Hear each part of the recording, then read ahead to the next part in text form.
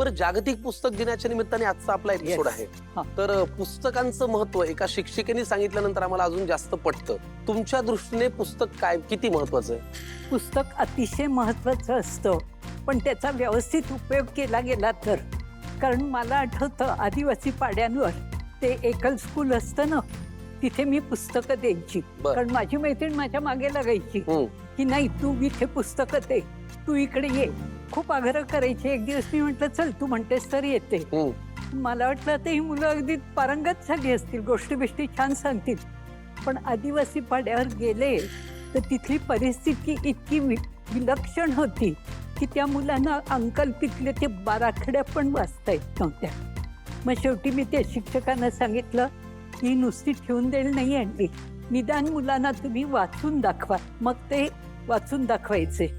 त्याचप्रमाणे माझ्याकडे ट्युशनला खूप मुलं येतात, परिस्थिती नाही आहे, त्या सगळ्यांना मी शाळेची पुस्तकं, शालेय पुस्तकं आणि अवांतर वाचनाची पुस्तकं पण देत होते.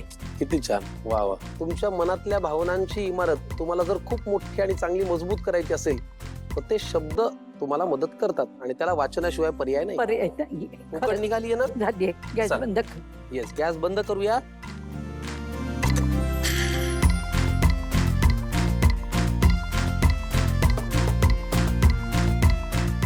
उकड व्यवस्थित मळून झालेली आहे. आता पारी लाटणे, सारण भरणे, उकडायला ठेवणे. बरोबर ना? येस. फारच छान. सारण तर तयारच आहे. किती सुबक पारी लाटताय तुम्ही, म्हणजे हाताने तयार करताय.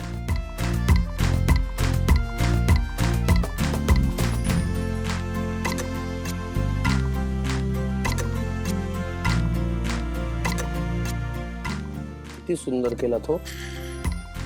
ही असते आम्ही सारे खवय्ये किंवा एकूणच खवय्यगिरीची आवड. हात थरथरतो, आवाज कापराय, तरी सुद्धा मन लावून तन्मय त्यांनी पदार्थ करायचा.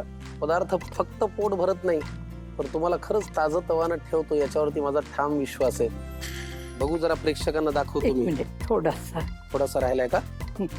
बघा, याला म्हणतात जिद्द आणि याला म्हणतात खाण्यावरचं प्रेम. मी आता तेच म्हणत होतो, वय वर्ष 77, आवाज थोडासा कापराय, हातापायांना थरथरी आहे, पण तरी सुद्धा स्वयंपाकावरचं प्रेम तुम्हाला ताजं तवानं ठेवतं. आणि या वयात सुद्धा, म्हणजे असं वय सारखं म्हणायला नको एवढ्या सुंदर माऊलीला, पण तरी सुद्धा या वयात सुद्धा इतका सुबक मोदक करता येतो. हे असते खवय्यगिरीची आवड, हो की नाही? येस. फार छान.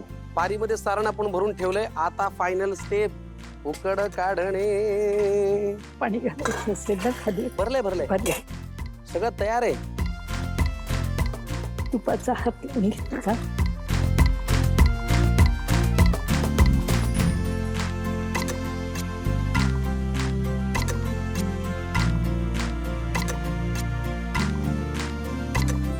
किती, 10 मिनिटं लागतील? हो.